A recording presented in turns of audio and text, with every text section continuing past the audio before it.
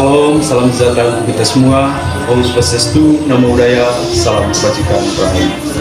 Perkenalkan, nama saya Ricardo Rivaldo, NIM 2022 20148. Di sini saya akan menjelaskan sedikit mengenai tema tentang hakikat Indonesia Baru, mata kuliah sistem administrasi negara Indonesia. Reformasi yang selama ini ditunggu-tunggu oleh masyarakat Indonesia hendaknya jangan dinikmati oleh segelintir orang saja. Dalam arti hanya mereka yang sedang berkuasa, baik di pihak eksekutif maupun di pihak legislatif. Akan tetapi hendaknya juga dinikmati oleh seluruh lapisan masyarakat. Pemerintah jangan hanya memikirkan bagaimana mencari uang sebanyak-banyaknya dengan pengorbanan yang sekecil-kecilnya, sehingga berjuang untuk meningkatkan pendapatan asli daerah melalui pungutan pajak dan retribusi. Karena semenjak digulirnya reformasi, yang terlihat semakin meningkat hanya semakin banyaknya pungutan. Pemerintah hendaknya menilai kembali sudah berapa banyak mereka bekerja selama ini, apakah sudah tepat atau apa yang dikerjakan tersebut atau belum. Kalau diubah menjadi bentuk lain, harap dipikirkan perubahannya memilih hal yang seperti apa yang harus diutamakan dan apa yang dinomorduakan karena tidak terlalu penting. Setiap pilihan hendaknya dipertimbangkan untung ruginya dari berbagai segi secara seksama, bukan hanya dalam segi ekonomi dan politik saja, tapi juga dari segi budaya, agama, moral, adat istiadat, hukum dan sosial, sehingga tidak ada yang dirugikan. Gambar-gambar berikut akan memperjelas tentang yang pertama, hubungan antara legislatif dan eksekutif. Yang kedua, keseimbangan administrasi negara. Yang ketiga, ideologi dunia. Dan yang keempat, filsafat administrasi negara. Hubungan legislatif dan eksekutif. Sebagai wakil rakyat yang mengartikulasikan dan mengekspresikan kepentingan masyarakat, legislatif harus menyuarakan kebutuhan masyarakat. Itulah sebabnya mereka disebut sebagai anggota parlemen, karena parle berarti berbicara.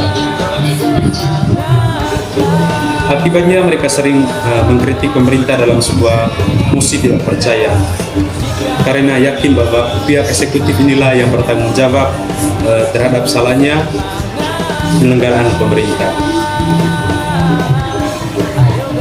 Misalnya muncul korupsi yang menggelap uang negara, terjadi kolusi yang memenangkan tender pihak tertentu yang melakukan penyogokan, dan terjadinya nepotisme yang memilih keuangan mereka yang tidak terbakat dalam mengisi jabatan lowongan dalam pemerintah. Kritik legislatif dalam mosi tidak percaya biasanya disampaikan dalam laporan pertanggungjawaban jabatan. Hal ini kemudian membuat pemerintah berjatuhan baik bupati maupun para kepala bagian sekretariat daerah dalam tugas, dan akan berakibat pada hambatannya berbagai laju pembangunan ekonomi, bahkan gaji pegawai pun tersendat. Dari gambar tersebut di atas jelas bahwa dalam pembangunan politik yang semakin meningkat akan membandingkan terbalik dengan pembangunan ekonomi yang semakin merosot. Inilah yang terjadi akhir-akhir ini di negara kita. Sejarah letusnya era keterbukaan. Para anggota legislatif hampir setiap saja menghujani pemerintah. Itu pun karena mereka didesak oleh demonstrasi yang tidak henti-hentinya di berbagai daerah.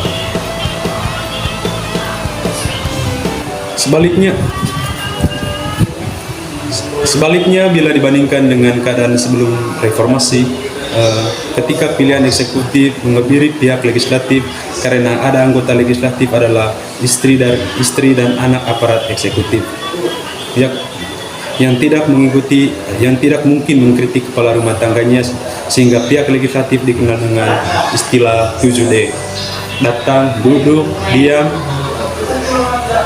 duit, dengar, dengkur, dosa. Artinya anggota hanya berdiam diri saja selama sidang, tetapi memperoleh honor yang lumayan besar. Itulah yang membuat pihak eksekutif seenaknya melakukan korupsi, kolusi, dan nepotisme, karena tidak ada karena tidak akan ada kritik dari legislatif.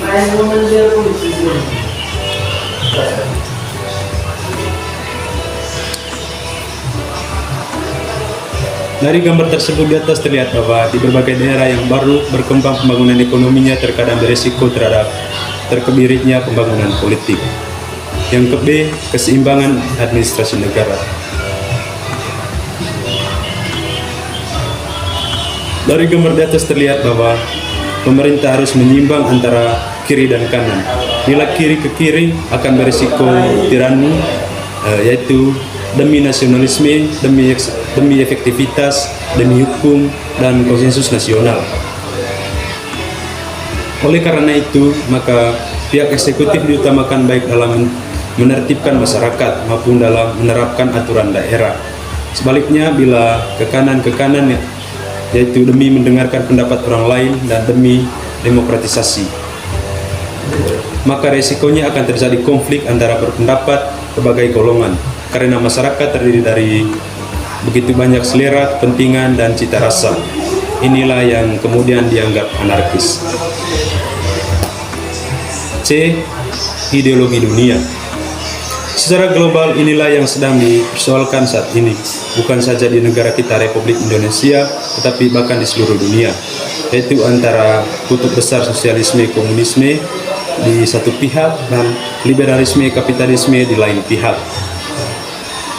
Saat ini para pakar sedang memperhitungkan munculnya paradigma ketiga, yaitu paradigma yang menyimbang antara kekuasaan dengan pelayanan. Sebagai contoh, kekuasaan hanya diberikan untuk mengantisipasi keberadaan dekadensi moral, sedangkan pelayanan dimaksudkan untuk yang baik dan benar. Paradigma jalan tengah inilah yang disebut ideologi Islam.